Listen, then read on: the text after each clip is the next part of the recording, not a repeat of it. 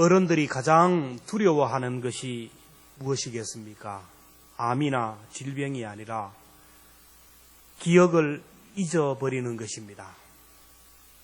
자녀를 기억하지 못하고 아내와 남편을 알아보지 못하고 다 잊어버리는 치매에 걸리는 것을 두려워합니다. 사람이 나이가 들면서 모든 것이 평준화되다가 결국 그것까지 잃어버리는 것입니다. 40이 넘으면 미모가 같아져요. 잘생긴 사람, 못생긴 사람 40이 넘어가면 똑같아지다가 점점 더 형편없이 변화됩니다. 50이 넘으면 지식의 차이가 사라집니다. 많이 배운 사람, 적게 배운 사람 대화해보면 차이가 없어요. 그리고 오랜 세월이 지나면 배운 지식도 다 잊어버립니다. 60이 넘으면 남녀의 차이가 사라지고 70이 넘으면 건강의 차이가 사라지고 80이 넘으면 돈이 많은 사람이나 돈이 적은 사람이나 아무런 소용이 없어요. 90, 100이 넘어가면 사나 죽으나 차이가 없다라는 말이 있습니다. 나이가 들면 아무리 많이 배운 지식도 다 잃어버립니다. 영어 그렇게 유창하게 외국어를 그렇게 유창하게 아는 사람도 다 잊어버리고 결국 가족도 잃어버리고 내가 누구인지를 잊어버리게 됩니다. 치매에 걸리면 그렇게 믿음 좋았던 그렇게 좋은 줄 알았던 사람이 하나님을 모른다고 부인하는 사람도 있고요. 그렇게 인격적인 사람인 줄 알았는데 사람들에게 욕을 하고 저주하는 사람들이 있다는 거예요. 그러나 다 잊어버려도 예수님을 잊어버리지 않는 사람이 있습니다. 여러분 인생의 마지막에 가서 하나님 앞에 섰을 때 예수님을 모른다고 하면 이처럼 비극이 어디 있어요? 주님 앞에 섰을 때 누구세요? 처음 뵙겠습니다. 이렇게 해서 되겠습니까? 그리고 말씀 많이 들었습니다. 말로만 들었는데 처음 뵙겠습니다. 이렇게 해서도 안 돼요. 하나님을 만났을 때 당당하게 아버지, 제가 왔습니다. 아들이 왔습니다. 그렇게 얘기하며 가야 되지 않겠습니까? 천국을 내 집 들어가듯이 자연스럽게 들어가야 되고 하나님을 어제 만났던 하나님을 만나듯이 들어가야 됩니다. 새벽 기도회 요한계시록을 이제 1시간만 있으면 다 끝나는데 요한이 본 천국의 앞으로 다가올 천국의 신비한 세계에 대해서 말씀을 하는데 기록된 말씀을 통하여 듣고 보고 천국에 대한 이해가 많을 때 장차 죽어서 여기가 바로 말씀으로 보았던 새하늘과 새 땅이구나. 여기가 바로 천국이네. 이분이 예수님이네. 한눈에 알아봐야 되지 않겠습니까? 평소에 예수님을 닭소 쳐다보듯이 쳐다보고 신앙생활을 게을리하고 말씀 읽지 않고 듣지 않고 말씀과는 전혀 상관없이 내 감정에 내 본능에 내 인간적인 생각으로 살다가 죽으면 모든 것이 낯설게 여겨져요. 저분이 예수님인가 보네. 저기가 천국인가 보네. 천국이 내 집처럼 느껴지지 않는다면 하나님이 내 아버지처럼 느껴지지 않는다면 천국에 들어가지 못해요. 주님이 나를 보고 나는 네가 누구인지 도무지 알지 못하노라 하면 끝나는 거 아닙니까? 그래서 사도 바울은 고린도전서 9장 27절에 보면 내가 남에게 전파한 후에 도리어 버림을 받을까 두려워함이라. 바울은 일생을 복음을 위하여 주님의 교회를 위하여 희생했던 사람입니다. 근데 늘 그에게는 두려운 것이 있어요. 마지막에 주님이 나를 모른다면 어떡할까? 그래서 그는 그 누구보다도 하나님 앞에 서는 일에 집중하고 그 누구보다 말씀 읽고 기도하는 일에 집중하고 영적인 일에 집중했던 사람입니다. 여러분 천국은 하나님과의 관계를 통하여 가는 거예요. 이 세상에서 하나님과 좋은 관계를 유지하고 오늘 여기서 하나님과 친밀한 관계를 유지해야 내 생명 끝나는 날 천국으로 연결이 되는 거예요. 안방에서 건너방 건너가듯이 그렇게 천국으로 이동하는 것입니다. 그래서 오늘 여기에서 천국을 누리지 못하면 천국에 들어갈 수가 없어요. 여러분 과거와 현재와 미래는 일직선상입니다. 오늘이라는 삶은 과거에 내가 심은 열매를 거두면서 오늘 내가 살아가는 거예요. 그리고 내일은 오늘 내가 여기에서 파종하고 내가 노력한 결과로 살아가는 것이 내일입니다. 고등학교 실력이 대학으로 연결되고 대학 실력이 직장으로 연결이 되고 오늘 여기에 내 신앙이 내일로 연결이 됩니다. 오늘 여기서 하나님을 아버지라고 부르며 살아가고 오늘 여기서 하나님과 동행하며 살아가고 오늘 여기서 주님의 말씀에 순종하며 천국을 경험한 사람이 천국에 연결이 된다는. 근데 오늘 여기서 하나님 없이 살아가요. 말씀과 상관없이 살아갑니다. 그저 몸만 교회 왔다 갔다 하고 내 삶은 하나님과 전혀 상관이 없이 내 감정과 내 생각에 치우쳐 살아가다 보면 결국 세상 사람들처럼 똑같이 그쪽으로 가게 됩니다. 오늘 여기서 하나님 없이 하나님을 잊어버리고 살아가면 하나님이 찢으신다라고 했어요. 오늘 22절에 보면 하나님을 잊어버린 너희여. 이 말씀을 볼 때 우리는 나하고는 상관없는 말씀이라고 보면 안 됩니다. 언제나 나와 같은 사람, 하나님을 잊어버린 내 이름을 불러요. 너희여, 이를 생각하라. 그렇지 않으면 내가 너희를 찢으리니 건질 자가 없다. 하나님이 찢는다라는 것은 분리한다는 것이고 나뉘어진다라는 것이고 갈라진다라는 것이고 단절을 의미해요.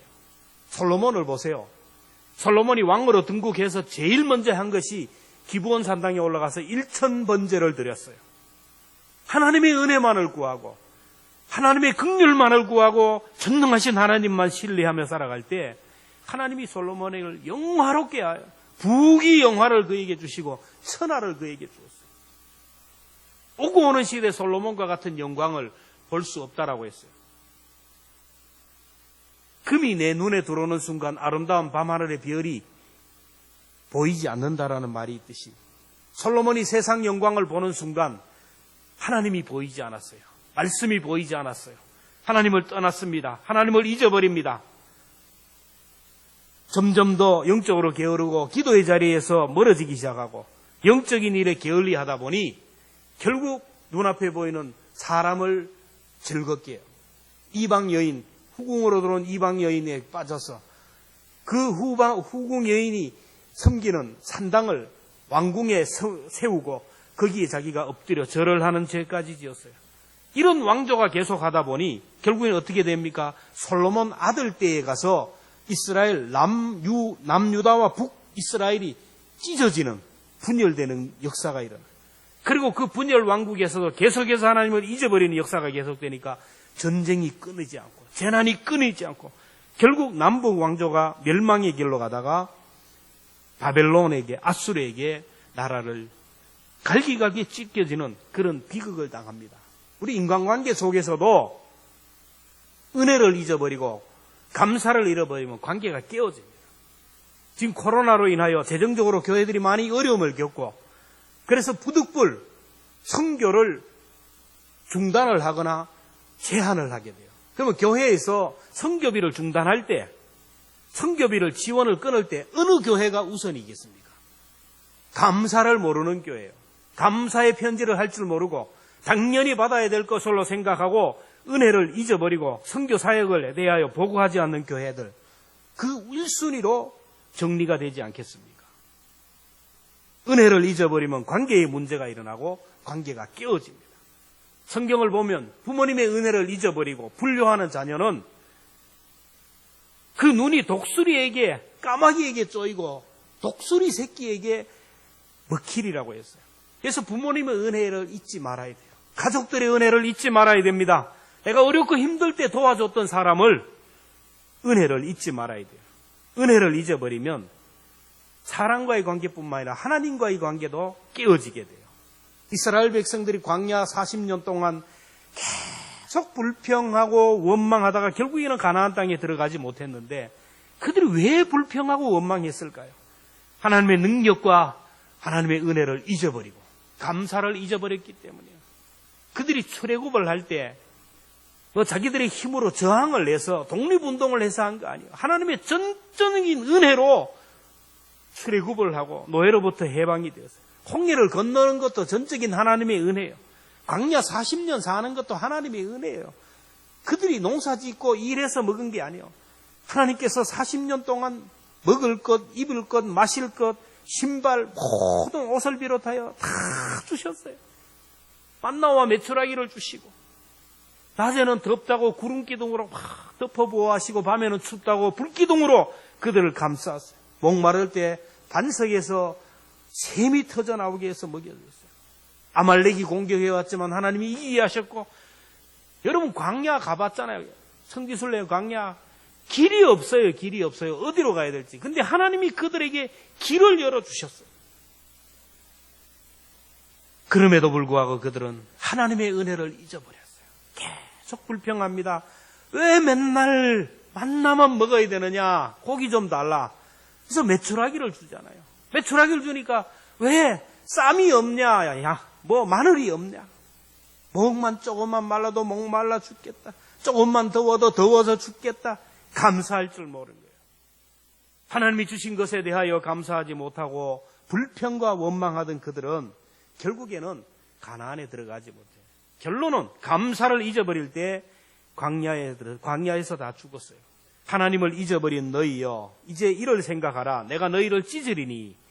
우리가 하나님의 은혜를 잊어버리고 감사하지 못하면 천국에 가지 못해요. 감사하지 못하면 하나님의 축복에서 제외됩니다. 하나님의 은혜를 기억하며 감사하는 자에게는 하나님이 구원을 허락하시겠다라는, 오늘 23절 말씀을 같이 함께 봅니다. 시작. 감사로 제사를 드리는 자가 나를 영화롭게 하나니 그의 행위를 옳게 하는 자에게 내가 하나님의 구원을 보이리라. 아멘. 하나님을 영화롭게 하는 자는 감사하는 자다. 이 말씀을 들으면 사람들이 오해합니다. 아이고, 하나님도 돈 좋아하네. 이 사람은 참 아이러니예요. 자기는 돈 되게 좋아해요. 돈을 되게 좋아하면서 다른 사람이 돈 좋아하면 아주 속물로 봐요. 그리고 교회에서 하나님이 헌금에 대한 얘기하면은 또 교회가 속되다고 얘기하고, 이상의 아이러니예요. 자기는 좋아하면서 우리가 하나님을 오해하면 안 돼요. 하나님이 돈을 좋아하는 게 아니에요. 하나님이 많이 드리면 좋아하네. 오해하면 안 돼요. 저는 성경을 보는 눈이 열리면서 하나님이 우리를 너무너무 사랑하신다는 거예요. 우리에게 요구하는 것보다 더 좋은 것을 준비하고 계신다는 것을 저는 보았습니다. 여러분, 아브라함에게 독자 아들 이삭을 달라 그러잖아요. 그럴 때 이미 하나님은 준비했어요. 이 아들 대신 번제로 드릴 양을 미리 준비해 두셨어요. 그리고 아브라함을 믿음의 조상으로 세우고 엄청난 복을 하나님이 예비해 주셨어요. 할아버지 할머니가 손자 손녀가 귀여워서 이렇게 과자를 먹으면 와서 그러죠. 과자 좀 달라. 그러면 아이 입장에서 보면, 이야, 치사하다. 이걸 뺏어 먹냐? 나이가 들어가지고. 아이 입장에서 치사하다 그런 게 치사해요. 근데 할아버지 할머니가 과자 좋아해요? 그 과자 안 먹어요. 과자도 세대 차이가 나요. 그 맛이 없어 못 먹어요. 근데 유치하게 어린 나이에 과자를 달라고 하는 이유가 뭐예요?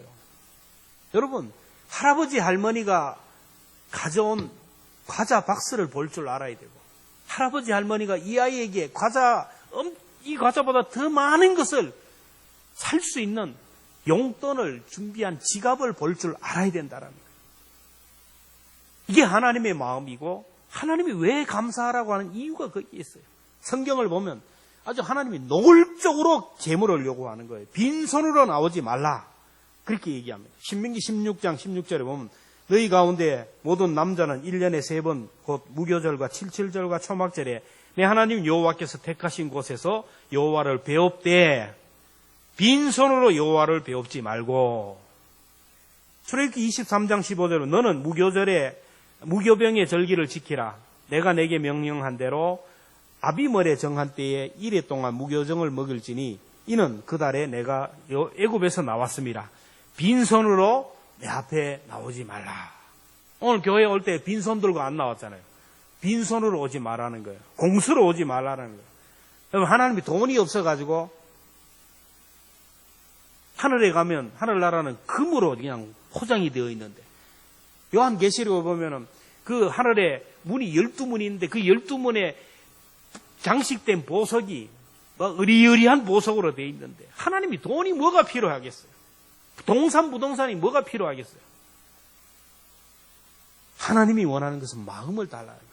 이 마음을 달라. 시편 50편을 보면 하나님께서는 마음이 떠난 백성들에게 말씀하시는 말씀인데 7절부터 15절까지를 보면 하나님이 그들을 책망한 이유가 그들의 재물이나 제사 때문이 아니라는 거예요. 하나님이 이스라엘 백성들에게 책망한 이유는 재물, 제사 때문이 아니라 50편 9절, 12절 같이 함께 읽겠습니다. 시작. 내가 내 집에서 수소나 내 우리에서 수점서를 가져가지 아니하리니 이는 산림의 들짐승과 뭇산의 가축이 다 내 것이며 산의 모든 새들도 내가 아는 것들이며 들의 짐승도 내 것이미로다. 내가 가령 줄여서 내게 이르지 아니할 것은 세계와 거기에 충만한 것이 다 내 것이라. 다 하나님의 것인데 하나님이 그걸 달라갈 필요가 뭐가 있어요? 하나님께서는 재물을 원하는 것이 아니라 감사하는 마음을 원한다는 거예요. 그래서 감사하는 마음으로 드리는 제사를 하나님이 받으신다. 시편 50편 14절 보면 감사로 하나님께 제사를 드리며 지존하신 이에게 내 서원을 갚으며 환난 날에 나를 부르라. 내가 너를 건지리니 네가 나를 영화롭게 하리로다. 시편 50편부터 16절부터 21절까지는 하나님의 은혜를 잊어버리고 감사하지 못하는 자들의 삶을 쭉 얘기하는데 그 사람들을 뭐라 그러냐면 악한 자들이다. 악한 자들의 삶이라고 얘기합니다. 부모님의 은혜를 잊어버린 불효자는 악한 사람이라는 거예요. 하나님의 은혜를 잊어버리는 것도 악한 사람이에요. 감사를 잊어버리는 사람은 하나님께서 악한 자가 되기 전에 감사를 회복하라는 거예요. 그럼 어떻게 하면 감사를 회복하고 은혜를 회복할까요? 신명기 32장 7절에 보면 옛날을 기억하라. 기억하라는 겁니다. 역대의 연대를 생각하라. 성경을 통하여 교회사를 통하여 너의 역사를 통하여 생각하라. 내 아버지께 물으라. 그가 내게 설명할 것이요 내 어른들에게 물으라. 그들이 내게 말하리라. 여러분 성경을 왜 기록해 주셨어요? 읽으면서 하나님의 은혜를 잊지 말라라는 거예요. 교회를 왜 주셨습니까? 주일을 왜 지키라고 하고 왜 예배를 드리라고 합니까? 하나님의 은혜를 잊지 말라라는 거예요. 하나님이 절기를 주신 이유가 뭡니까? 은혜를 잊지 말라라는 거예요. 이스라엘 민족은 잊어버리지 않아요. 치욕적인 날이나 국치의 날이나 영광스러운 날은 꼭 그 절기를 지키고 그 절기의 의미를 깨닫습니다. 지금도 이스라엘에 가면 통곡의 벽이 있는데 그 하나님의 성이 다 무너졌는데 통곡의 벽 앞에서 그들은 해결을 그 민족의 국치의 날을 생각하면서 그 날을 되새깁니다. 6월절은 애굽에서 종노릇하던 그들을 해방시켜 주신 그 하나님의 은혜를 기억하며 절기를 지킵니다. 77절은 첫 수확을 주신 하나님께 감사하며 절기를 지켜요. 이 맥주 감사주일이죠. 장막절이 되면 광야에서 하나님이 지켜주신 은혜를 생각하며 감사하는 거예요. 그래서 지금도 초막절이 되면 이스라엘 백성들은 집에서 다 나옵니다. 길거리로 나와서 텐트를 치고 나무가지로 해가지고 밖에다가 이렇게 장막을 치고 일주일 동안 거기에서 지내며 광야 40년 동안 우리를 지켜주신 하나님의 은혜에 감사하면서 절기를 지킵니다. 여러분 하나님이 천지 만물을 창조하시고 안식일을 지키라고 하신 이유가 뭡니까? 안식일을 지키면서 천지를 창조하신 하나님을 기억하라는 것이고 하나님의 은혜를 기억하라는 거예요. 이스라엘 민족은 안식일은 하나의 절기입니다. 안식일을 범하면 죽이라고 했어요. 하루 더 일하면 더 많이 버는데 하루하루 먹고 살기가 많고 빚이 많은데 어떻게 안식일을 지키느냐? 그럼에도 지키라는 이유는 왜 그럴까요? 이 천지 만물은 하나님이 창조하신 전능하신 하나님을 믿고 그 하나님을 의뢰하며 감사하면서 주의를 지키라는 겁니다. 나에게 물질의 문제가 있고 부족의 문제가 있고 여러 가지 문제가 있어도 나를 사랑하시고 내 필요를 채우시는 전능하신 하나님을 믿고 감사하면서 예배하면 하나님이 채워주신다는 거예요. 사람은 하루만 지나면 한 70%를 잊어버려요. 일주일이 지나면 80%를 잊어버리고 한 20% 남아요. 지난주 설교 요약하라 그러면 아마 20%도 요약 못할 거예요. 다 잊어버립니다. 그래서 하나님이 일주일에 한 번 주일에 안식일 날 주일을 지키면서 하나님의 은혜를 기억하라는 거예요. 그래서 일주일도 너무 기니까 한국교회 전통이 또 수요일 날 그 중간에 수요일 날 한번 예배하면서 또 한 번 기억하는 거예요. 수요일날 예배하지만 주일까지 가기가 너무 힘들어. 그래서 또 중간에 금요일날 또 한 번 금요일날 구역 예배로 또 드려요. 아이고 그래도 안 된다. 매일 새벽에 하나님 앞에 나와서 예배하는 거예요. 첫 것을 구별하잖아요. 이스라엘 백성들이. 땅을 또 주시고 씨앗도 주시고 해와 비를 주시고 열매 맺게 하신 그 하나님의 은혜를 생각하며 첫 것을 드리면 하나님이 계속해서 열매 맺게 하시는 거예요. 우리가 하나님을 잊어버리지 않고 하나님과 좋은 관계를 유지하는 비결은 늘 하나님을 생각해야 돼요. 하나님의 일하심을 묵상해야 돼요. 여러분 하루에 하나님을 몇 번 생각하십니까? 솔직하게 하나님을 여러분 몇 번 생각하세요? 자녀들은 하루에도 계속 생각나죠. 하나님을 여러분 몇 번 생각합니까? 어머니를 생각하면 모든 사람들이 가슴이 뭉클해지고 마음이 따뜻해지는 이유는 어머니와의 관계 때문에, 어머니의 지극한 사랑 때문에. 제가 군에 있을 때 일찍 사관을 하면 취침점호를 많이 했는데 취침점호를 그렇게 좋아해요. 그냥 누워서 점호하고 그냥 잠자면 되니까. 그래서 이부자리 깔고 점호하고 자면 되고. 그리고 특별히 저는 그래요. 지금 취침 후에 근무자 외에는 내일 기상까지 이동 없다 그러면 밤에 일어나서 집합하는 것이 없어요. 안 그러면 밤에 막 툭툭 쳐가지고 쫄병들 화장실 뒤에 잡혀가가지고 막 얻어맞고 하는데 그게 없으니까 그렇게 좋아요. 취침점호를 하면서 나실제 괴로움 다 잊으시고 노래를 부르고 재웠는데 그러면 그 눈물 없던 아이들이 굴쩍굴쩍 울고 막 눈물을 닦는 모습이 보여요. 어머니의 사랑이, 어머니와의 관계가, 어머니가 그렇게 그립고 사모하고 눈물나게 하기 때문에 그래요. 관계가 그래요. 근데 하나님을 생각만 해도 가슴이 뭉클거리고 예수님의 십자가만 바라봐도 눈시울이 뜨거워지고 주님을 생각만 해도 목이 메이는 사람이 있어요. 예배를 인도하다 보면 말씀을 듣는 중에 찬송하는 중에 눈물이 고이는 사람, 눈시울이 뜨거워지는 사람이 있는가 하면 무던하게 예배를 버티는 사람이 있어요. 눈물이 있고 관계가 주님께 예배하는 기쁨이 있는 사람은 주님의 사랑, 그 주님과의 관계 때문이에요. 주님과 그런 관계가 된 사람은 범사에 감사하게 되고 이런 사람은 오늘 여기서 천국의 삶을 누리게 되고 이런 사람은 장차 죽어도 천국으로 연결이 됩니다. 오늘 여기서 주의 이름 못 부르고 오늘 여기서 주님과 동행하지 못하고 오늘 여기에서 주님과 친밀한 관계를 유지하지 못하면 죽으면 주의 이름을 부를 수가 없어요. 그래서 오늘 여기 교회 안에 있어야 되고 말씀 안에 있어야 되고 늘 섬기는 삶, 천국의 삶을 살아야만이 천국에 연결이 되지만 오늘 여기서도 미운 사람이 많고 꼴보기 싫은 사람이 많고 미움, 시기, 질투로 가득하고 이제 내 육신의 정욕에 이끌려가지고 살아간다면 죽고 나서 가는 곳은 천국이 아니에요. 오늘 여기에서 주의 이름을 부르며 오늘 여기서 영적으로 충만하지 않으면 여러분 현장에 가면 기도의 능력이 나타나지 않아요. 저는 어릴 때 꿈을 너무 많이 꿨어요. 어릴 때 지금 생각하면 그때부터 영적 훈련을 시킨 것 같아요. 꿈에 막 사탄이 막 나와가지고 얼마나 누른지 몰라요. 그러면 초등학교 교회 학교에서 배웠죠. 나사렛 예수 이름으로 명하느니 물러가라. 그러면 된다 그래. 아 사탄이 나타났어. 그래. 나사렛 예수 이름으로 명하느니 물러가라 하더니 입에서 예수가 안 떨어져요. 여러분 경험해봤어요? 예수 예자가 안 나와. 가지고 막 바둥거리다가 마귀에게 막 목이 쫄리다가 뻘쩍 일어나면 온 몸이 땀 범벅이 있어요. 그래가지고 규칙적으로 성경을 읽고 규칙적으로 기도하면서 막 근데 훈련을 했어요. 그러다가 꿈에 사탄이 나타나면 나사렛 예수의 이름이 금방 나와요. 물리치면 도망가요. 꿈에도 나타나고 기도 중에 나타난 사탄도 물리쳐요.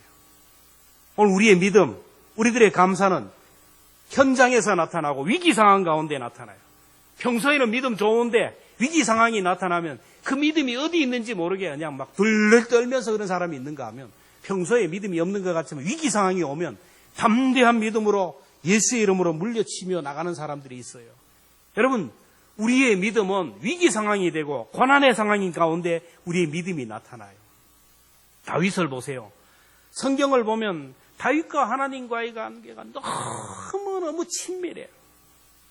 하나님도 다윗, 데이빗, 내 마음에 합한 데이빗, 다윗. 다윗이라는 이름이 성경에 보면 1000번 이상 나와요. 그래도 다윗의 생애도 보면 하나님의 이름으로 가득해요. 그 수많은 시편의 그 내용들이 보면 하나님을 찬양하고 하나님의 이름을 높이는 하나님의 은혜. 하나님과 다윗과의 관계는 다른 말이 없어요. 하나님은 내 사랑하는 아들 다윗. 그러면 다윗은 그저 하나님께 감사. 그러면 하나님이 은혜를 막 부어주셨는데 그 친밀한 관계가 양과 목자의 관계로 설명이 되잖아요. 다윗의 생애 가운데 가장 클라이막스라고 할 수 있는 것이 사무엘상 17장에 나오는 골리앗과의 싸움이 아닙니까? 소년 다윗이 골리앗 앞에 서게 되는데 골리앗 앞에서 골리앗이 이스라엘을 침략해가지고 이스라엘 백성들을 농락하고 하나님의 군대를 농락하고 하나님의 이름을 욕보이고 있어요.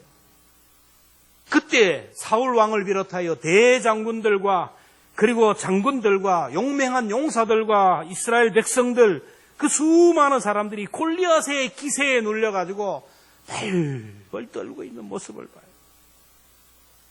그리고 그들의 입에서 계속 골리앗 가드 사람 골리앗 계속 나와요.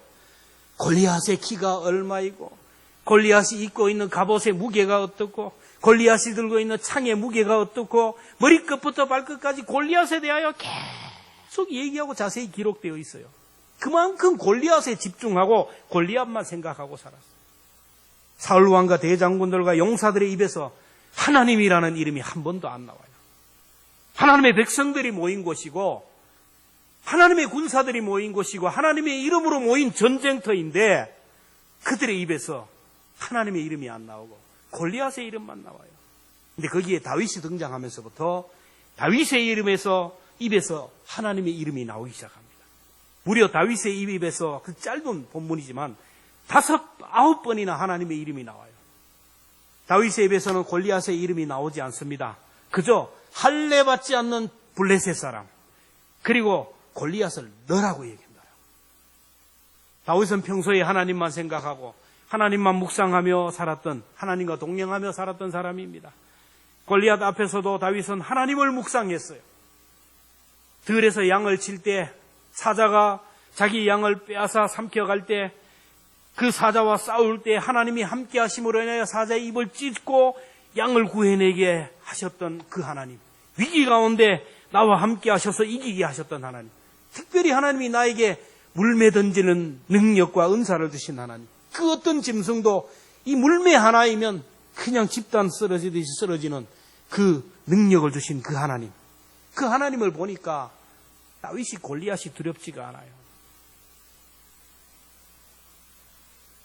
오늘 또 이 세상 사람들을 보면 사람들의 입에서 골리앗의 이름이 계속 나옵니다. 하나님의 이름이 안 나와요. 골리앗에게 집중합니다. 골리앗을 연구합니다. 묵상합니다. 두려워 떱니다. 성도들의 입에서 나오는 말을 보세요. 세상 사람들의 입이 아니라 성도들의 입에서 나오는 말이야. 계속 돈 문제 얘기, 질병의 문제 얘기, 자녀의 문제, 노후의 문제, 온통 세상 문제들만 자꾸 큰일 났다. 어떻게 하나. 요즘 보면 코로나 시대, 어디를 가도 코로나. TV를 켜도 코로나, 뉴스도 왜 그런지 몰라요. 코로나 뉴스가 뭐예요? 코로나 뉴스가. 여러분, 국영방송이 코로나 뉴스예요. 시간마다 코로나 특집이에요. 코로나 특집. 코로나에 대해서 이렇게 이렇게 하고. 근데 위에 계신 하나님에 대해서는 얘기하지 않아요. 창조 이래로 전염병을 다스리시는 하나님, 전염병을 통하여 일하신 그 하나님에 대해서는 누구도 얘기하지 않아요. 코로나로 인하여 경제가 무너지고 있고 코로나로 인하여 상황이 어려워졌다 그리고 여야가 나누어 싸우고 보수와 진보가 나누어 싸우고 헐겁 막 물고 뜯고 교회가 집단 감염이라고 막 서로 얘기하고 하나님에 대해서 얘기하지 않아요. 믿음의 사람은 하나님을 얘기합니다. 위기 가운데 역사하신 하나님, 모든 것을 합력하여 선을 이루시를 그 하나님을 얘기하는 거예요. 저와 여러분의 입에서 하나님에 대한 얘기가 나와야 되고 예수님에 대한 얘기가 나와야 되고 감사가 나와야 되고 찬송이 나오고 기도가 나와야 돼요. 입이 열려야 마음이 열리고 마음이 열려야 하늘 문이 열립니다. 그래서 원래 조미 감사 운동을 하자고 하잖아요. 우리 입에서 의도적으로 나와요. 좋습니다. 자꾸 좋다고 긍정을 해요. 오늘 아침에도 일어나면서 오늘도 좋은 날입니다. 하나님이 나에게 좋은 날을 주실 줄로 믿습니다. 이게 긍정을 선포하고 뭔 일이 있으면 미안합니다. 하나님 죄송합니다. 감사합니다. 사랑합니다. 이 언어가 계속 나와야 돼요. 누가 기도를 해도 대표 기도를 해도 아멘으로 화답을 하고 찬송을 해도 힘있게 찬송을 하고 내가 막 찬송을 많이 하면 이 침이 막 이 세상 사람들이 만들어놓은 마스크를 썼는데 뭔 침이 나갑니까? 이 사회적 거리를 두고 있는데 거기에 쏘으면 안 돼요. 입이 열려야 됩니다. 긍정의 말을 하고 찬송의 말을 하고 기도를 많이 해야 돼요. 우리 입에서 골리앗이 나오면 안 돼요. 골리앗을 끊어버릴 수 있기를 주의 이름으로 축원합니다. 하나님의 이름이 나와야 돼요. 하나님이 하신 일이 나와야 되고 하나님의 역사가 나와야 돼요. 감사의 땅에는 사탄이 접근하지 못해요. 감사하는 심령 속에 사탄이 근접하지 못합니다. 하나님의 영으로 충만하게 돼요. 내 속에 자꾸 불평과 원망이 나온다면, 내 속에 염려와 걱정이 가득하다면 빨리 잘라내고 생명의 언어로, 감사의 언어로, 축복의 언어로 채워야 됩니다. 그렇지 않으면 곧바로 사탄이 틈을 타게 됩니다. 감사지수가 높을 때 사람에게 사랑받고 하나님에게 사랑을 받아요. 감사지수가 높으면 내 속에 믿음이 부쩍부쩍 달아납니다. 감사를 영어로 땡큐라고 하는데 이 말은 think, 생각하다에서 나와요. 생각하면 감사하게 돼요. 여러분 십자가를 생각하고 십자가를 한 번 더 묵상하면 여러분 감사할 수밖에 없어요. 저 십자가를 바라보면 하나님이 우리를 얼마나 사랑하셨는지가 보여요. 저 십자가를 바라보면 십자가에서 아들을 내어주신 하나님의 사랑이 보이고 십자가 위에서 나를 위하여 돌아가시며 물과 피를 다 쏟으신 주님의 사랑이 보여요. 주님의 그 사랑을 생각하면 내 영혼 깊은 곳에서부터 감사가 흘러나올 수밖에 없어요. 우리의 생명이 끝나는 날 절대로 우리가 잊지 말아야 될 것, 생명이 끝나는 날까지 숨지는 것까지 우리가 잊지 말아야 될 것은 예수님의 피입니다. 예수님의 피.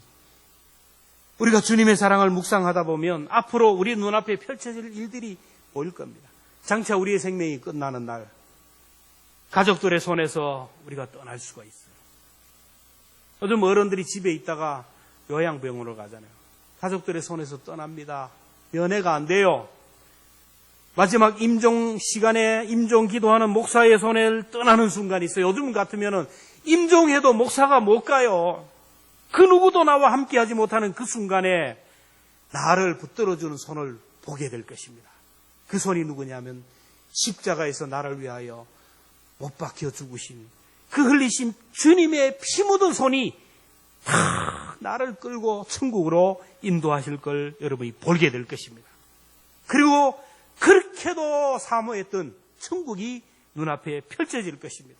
먼저 간 우리의 믿음의 선배들, 우리 할아버지, 할머니, 아버지, 어머니가 계시는 곳에 보게 될 것입니다. 또 그곳에서 내가 거해야 할 천국이 내게 보일 겁니다. 그 주님이 오늘 여기에서 나와 함께하고 계시는데 사람들은 그걸 보지를 못해요. 앞으로 내가 죽으면 주님의 손이 나를 이끌어간다는 것을 믿는데 오늘 여기에서 나와 함께 하시는 그 하나님을 믿지를 못해요. 오늘 우리가 찬송하게 될 텐데 날마다 숨쉬는 순간마다 내 앞에 어려움이 와요. 아침에 눈을 뜨면 이 일이 끝나면 저 일이 끝나고 목사가 그래요. 이 가정의 문제가 해결되면 또 저 가정에 문제가 생기고 저 가정에 문제가 생기면 또 이 가정에 이해 숨쉬는 순간마다 내 앞에 어려운 일을 봅니다. 그러나 이 모든 일을 주님께 맡기면 주님의 자비로운 손길로 우리를 품어줘요. 주님이 내 곁에 오셔서 내 삶을 붙들어 주셔서 힘을 주셔서 결국 이기게 하신다라는 거예요. 우리가 말씀을 생각하면서 함께 찬양했으면 좋겠습니다.